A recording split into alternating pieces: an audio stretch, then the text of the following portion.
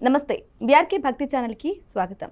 ఈరోజు మనతో పాటు ఉన్నారు ప్రముఖ ఆధ్యాత్మికవేత్త మాతా పద్మజానందాజీ గారు మనతో పాటు ఉన్నారు. మన సందేహాలను నివృత్తి చేసుకుందాం. అమ్మ నమస్కారం. హరి ఓం తల్లి.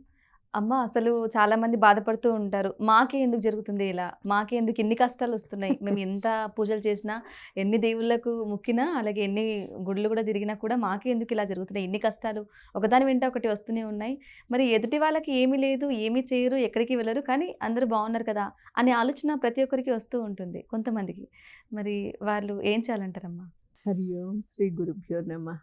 తల్లి, అద్భుతమైనటువంటిది ఇది. ఎందుకంటే చాలామందికి తెలియాల్సినది.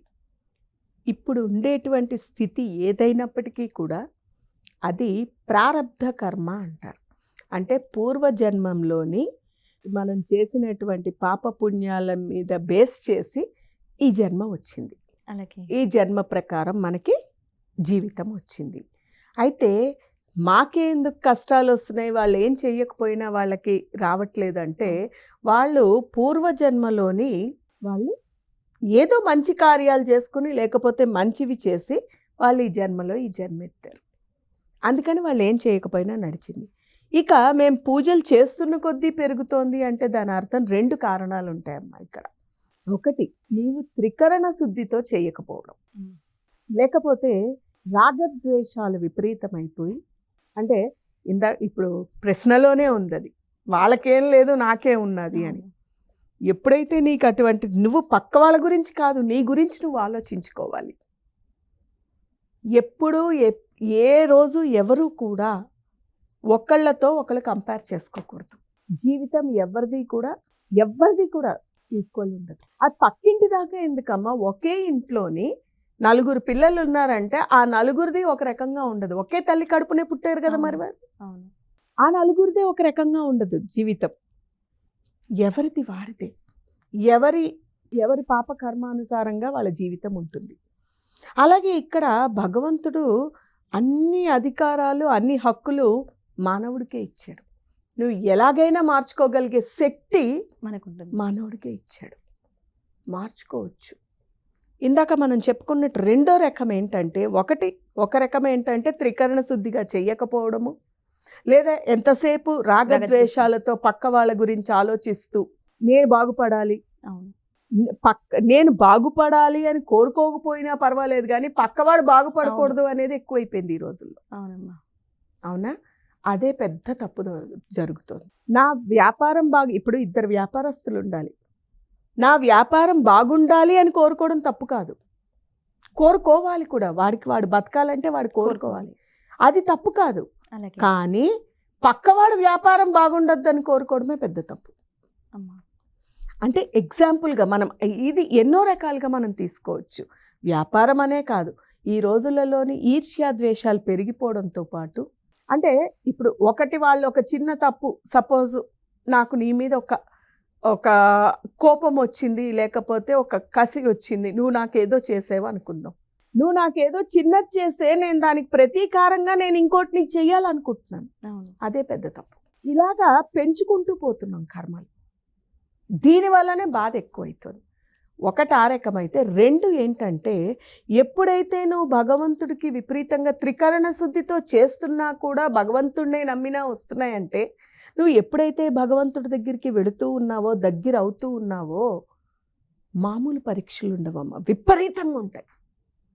కానీ ఎంత బాధ వచ్చినా, ఎంత పరీక్ష వచ్చినా ఎక్కడా కింద పడేయకుండా మళ్ళీ వాళ్ళే రక్షిస్తారు. అంటే ఆపద పెట్టేది భగవంతుడే, తీసేది కూడా భగవంతుడే. ఇది రెండో రకం. అంటే ఇప్పుడు చూడమ్మా, 10th క్లాస్ పేపరును పీజీ వాళ్ళ పేపరు ఒకేలాగుంటుందా? క్వశ్చన్ పేపరు ఎందుకు ఉండదు? పెరుగుతూ ఉండే కొద్దీ మారుతూ ఉంటుంది, టెస్టింగ్ కూడా పెరుగుతూ ఉంటుంది. అలాగే భగవంతుని దగ్గర అవుతూ ఉండాలి అని అనుకుంటూ ఉండే కొద్దీ భగవంతుడు పరీక్ష కూడా అలాగే పెడతాడు. ఏమీ కాకుండా మన యొక్క పొట్టకూటి కోసం చదివేటువంటి విద్యల్లోనే పరీక్షలు పెడతారే. ప్రతి పరీక్ష పాస్ అయ్యాకే కదా నువ్వు నెక్స్ట్ క్లాస్కి వెళ్తావు. ఏదైనా అంతే కదా. అటువంటిది ఈ యొక్క భగవంతుని దగ్గర మరి జగత్తుకే మూలమైన ఆ పరమాత్ముడు నిన్ను పరీక్షించకుండా ఆయన దగ్గరికి చేర్చుకుంటాడా? పరీక్ష. అయితే పరీక్షగా వచ్చినటువంటి బాధ కానీ, పరీక్షగా వచ్చినటువంటి సమయం కానీ, నువ్వు ఎప్పుడైతే ఏది ఆలోచించకుండా కరెక్ట్గా భగవంతుడి గురించే తప్ప నాకు ఇంకా ఏమీ లేదు, భగవంతుడే సర్వం అనుకుని నువ్వు శరణాగతి అయిపోయాక కూడా నీకు వస్తున్నాయి అంటే, పెట్టేది భగవంతుడే, తీసేది కూడా భగవంతుడే. కానీ సమయం వచ్చేంత వరకు పరమాత్మ నీ పాదాలు నేను వదలను అనేటట్టు పట్టుకుని ఉంటే వాళ్ళే పక్కకు తీస్తారు. పరీక్ష అన్నమాట. ఏం చేసినా వీళ్ళు నన్ను వదిలేస్తారా, పట్టుకుంటారా? పట్టుకుంటే నేను చెయ్యితనిస్తా. ఇప్పుడు మనకి కృష్ణుడు కుచేలుడిని చిన్నప్పటి నుంచి స్నేహితుడే కదా, ఎంత దారిద్ర్యం అనుభవించాడు అతను.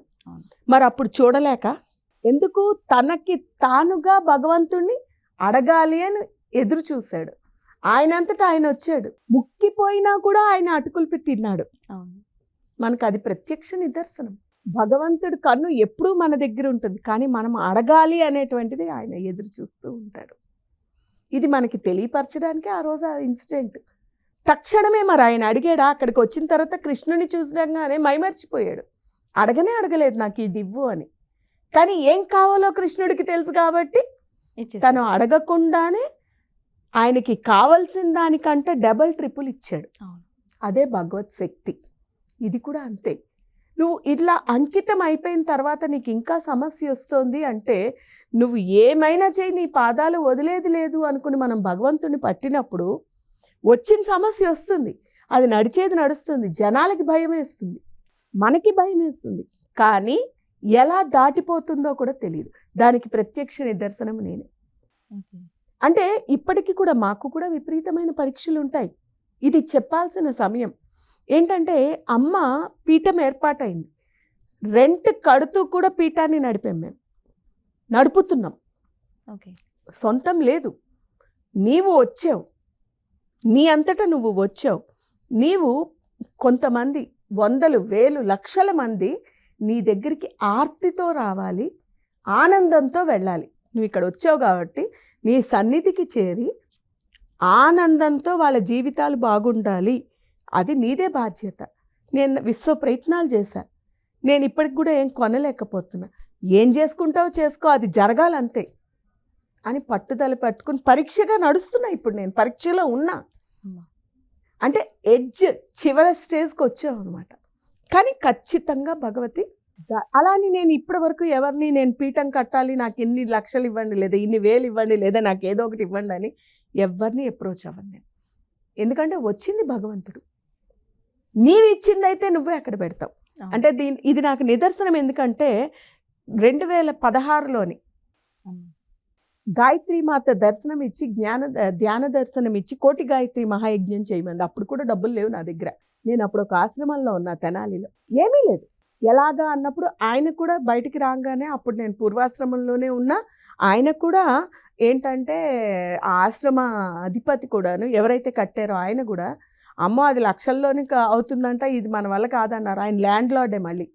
కానీ అది ఏమైందంటే మళ్ళీ ఆ తర్వాత ఆ గాయత్రి మాత దగ్గరే కూర్చుని, ఇది నీ సంకల్పం అయితే నువ్వు చేస్తావు, ఇది నా భ్రమ లేదా నా సంకల్పం అయితే వదిలేస్తావు అనుకున్నాం.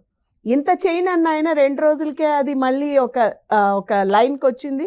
గాయత్రి పరివార్, ఋషికేశ్ గాయత్రి పరివార్ నుంచి రావడము, దీక్ష ఇవ్వడము, నేను దీక్ష చేయడం, అప్పుడు ఋషులు అందరూ కనిపించడం, అంగరంగ వైభవంగా కోటి గాయత్రి మహాయజ్ఞం జరిగింది.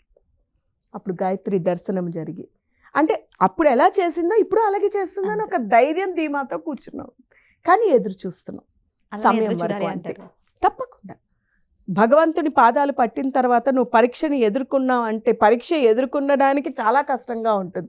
ఒకసారి ఎదుర్కొన్నాము అంటే అది తిరిగి ఉండదు, ఎక్కడో తీసుకెళ్ళి కూర్చోపెడుతుంది. ఆ కూర్చోపెట్టే లోపల అది తట్టుకోలేకపోతేనే పడతాం.